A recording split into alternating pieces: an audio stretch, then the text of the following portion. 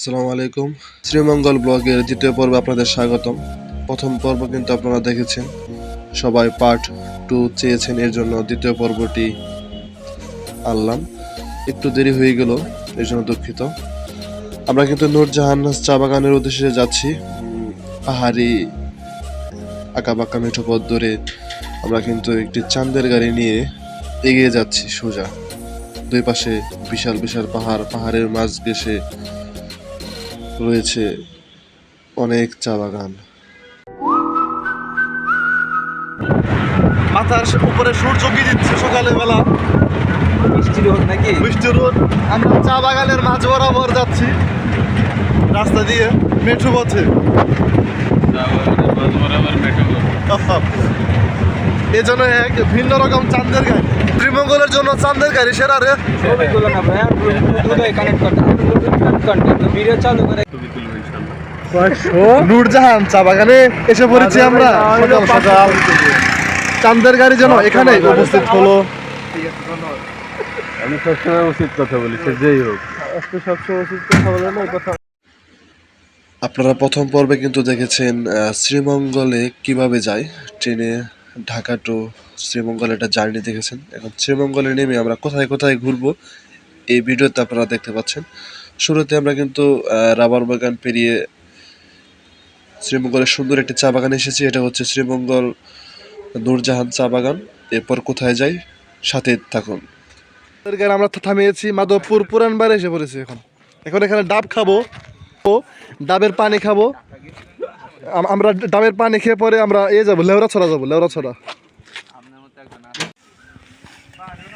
সুন্দর চা বাগানের কুল ঘেঁষে কিন্তু একটা বড় লেক দেখতে পাচ্ছি আমরা।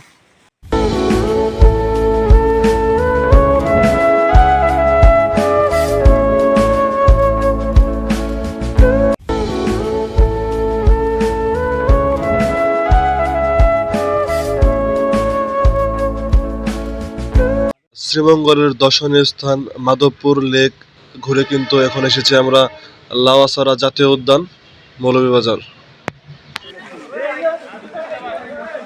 আমরা কিন্তু হুট করে বানর দেখতে পেলাম, দুটো বানর, তিনটো বানর, কিচিমিচি ডাকি ডাকি পাখি পাখি, সবাই আতঙ্কে আছে বানর দেখে। জঙ্গলের ভিতরে আরো বানর আছে। লাউড়াছড়ার সেই আমার আছে জল, হুমায়ুন আহমেদের সেই নাটকের দৃশ্য ধারণ করা হয়েছিল 2008 সালের। এটা সেই স্থান, সেই শুটিং স্থানে পাশেই কিন্তু হাতের ডানে কিন্তু পূর্ব দিকে রাস্তা চলে গেছে। এখানে কিন্তু ভিতরে অনেক উপজাতির বসবাস, অনেক বানরের বসবাস, অনেক সুন্দর দৃশ্য।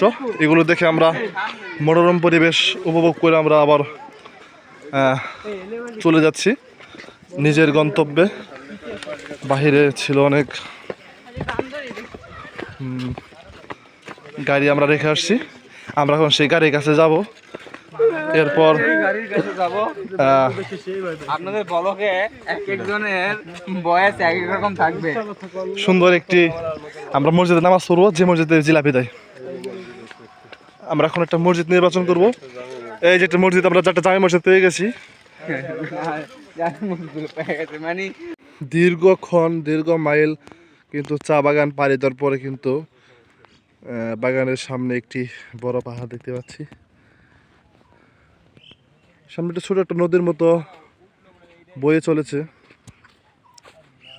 এটি পাড়ি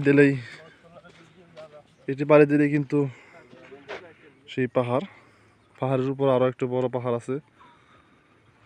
তো দূর থেকে আপনাকে দেখাতে পাচ্ছি না, অবশ্যই দেখাবো।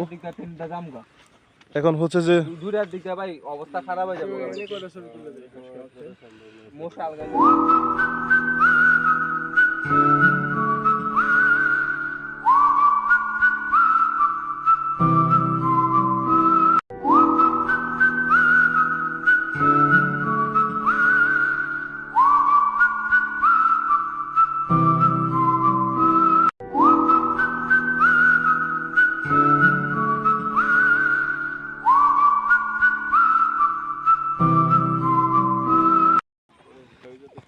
মনোরম পরিবেশ এবং সবুজায়ন চারিপাশ।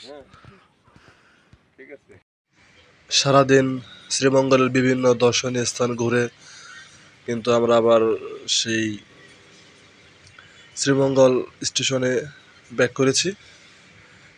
7টার ট্রেনে আমরা ঢাকা চলে যাব। আল্লাহ হাফেজ।